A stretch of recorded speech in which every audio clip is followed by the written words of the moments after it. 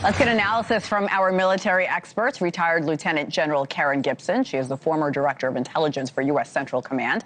And retired Army Brigadier General Mark Kimmett is the former Assistant Secretary of State for Political Military Affairs under President George W. Bush. Great to have you both here. Welcome back. General Gibson, I'll start with you with the Red Sea. This threat from Iran-backed Houthis in Yemen, they're already fighting for Trump's attention. Jessica mentioned pushing oil back above $100, going after Saudi tankers. Are we now going to have to fight this war on two fronts?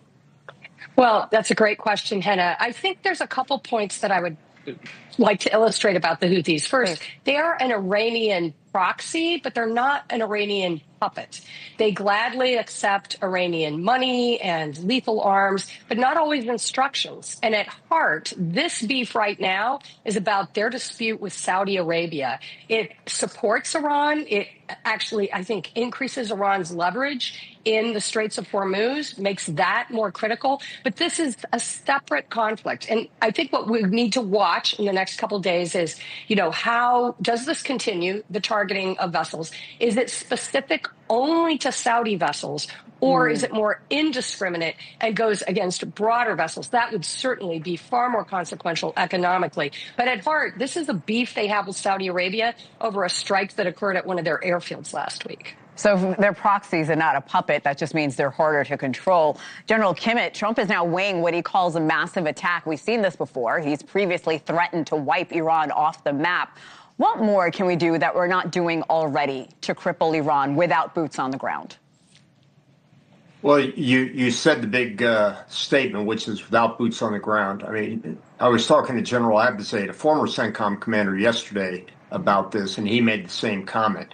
There's very little of consequence we can do without boots on the ground. I certainly wouldn't recommend them, but anyone that believes in the strategic air power theory of getting an army to collapse, getting a country to collapse because of strategic air, I think is going to be quite disappointed. It hasn't happened before, and I wouldn't expect it to happen in this case.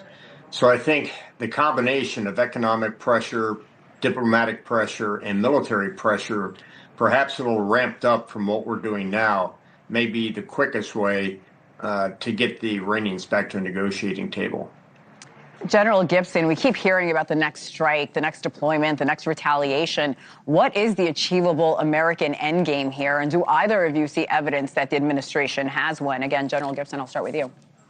Yeah, so I think right now we are in a third phase of this conflict. The first one was Operation Epic Freedom, a very punishing air campaign conducted in conjunction with Israel. And its design was to force Iran to make concessions at the negotiating table that would lead to enduring curbs on their nuclear program. This third phase, following the tenuous ceasefire, is really about a battle to see who controls the Straits of Hormuz. And when I look at Iran, it's very easy for them with these cheap, relatively easy to produce, hide, low signature, one-way attack drones to create a perception of risk that really challenges the ability to navigate there. The other side of the equation is their intent. So I look at capability, an enemy's capability, and an enemy's intent.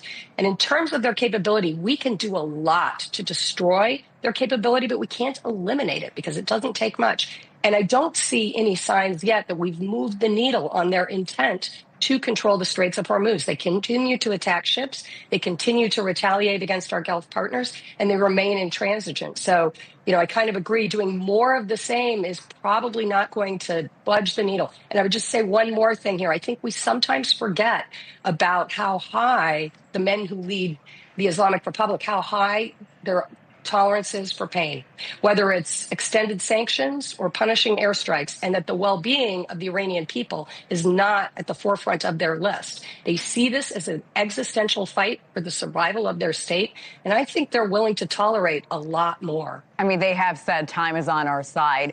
General Kimmett, I want to pick up where General Gibson left off. U.S. intelligence is looking into another report that Russia may have helped Iran identify CIA targets in the Gulf.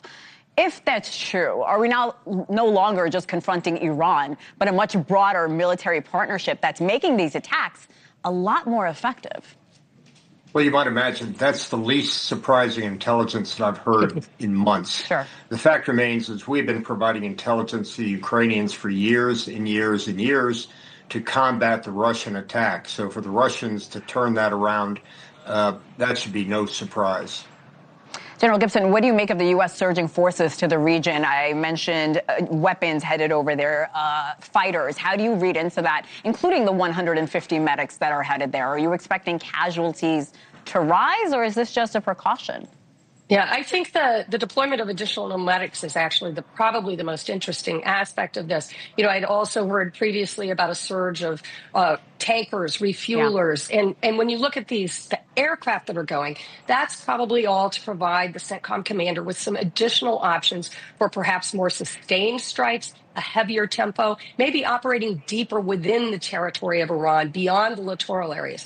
But the deployment of additional medics to Landstuhl, I presume, in Germany, yes, that is an indicator that perhaps we would anticipate additional Iranian counterstrikes, perhaps more punishing. And I hope that we're also doing something to assist our Gulf partners in preparing for whatever that anticipated Iranian counterstrike is going to look like. Speaking of Gulf partners, General Kimmett, we can't forget about that new condition from President Trump on the Saudi deal. Saudi Arabia has to first normalize relations with Israel to get a nuke, make their own nuke. The Saudis have previously said in order to do that, there needs to be Palestinian statehood. And we know how Bibi feels about that. So what do you think is the end game there, General Kimmett? Well, first of all, let's be very clear. You said to get their own nuke. That's not what's being proposed here.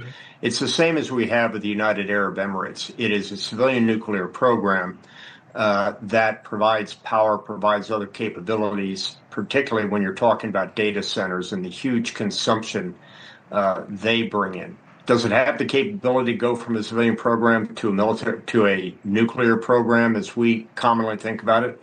Sure. And candidly, the Saudis have said as much. If Iran gets a nuclear weapon, we'll develop a nuclear weapon as well.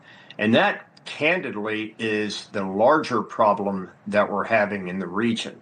Not just the fact that Iran could become and probably will become a nuclear power, but that we have proliferation throughout the region. Because if Saudi gets it, you can bet 2 or 3 other countries are going to get it as well. We've had 75 years of proliferation regimes. That was one of the major issues in the planning department of CENTCOM when I was there, which is to prevent the proliferation of nuclear capability. And candidly, if that happens, if Saudi Arabia does in fact develop a nuclear program, I think the risk goes well beyond what we're seeing today. General Gibson, I want to pose the same question to you. How dangerous could this be?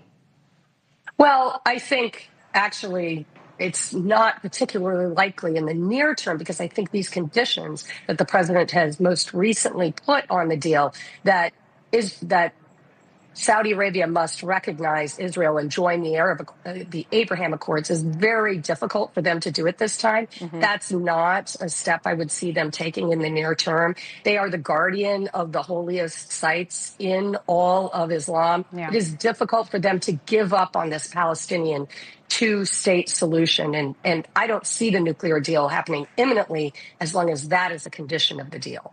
Well, Generals, I appreciate your insight tonight. Lieutenant General Karen Gibson, Brigadier General Mark Kimmett. It was a pleasure to talk to both of you. Thank you again. Thank you.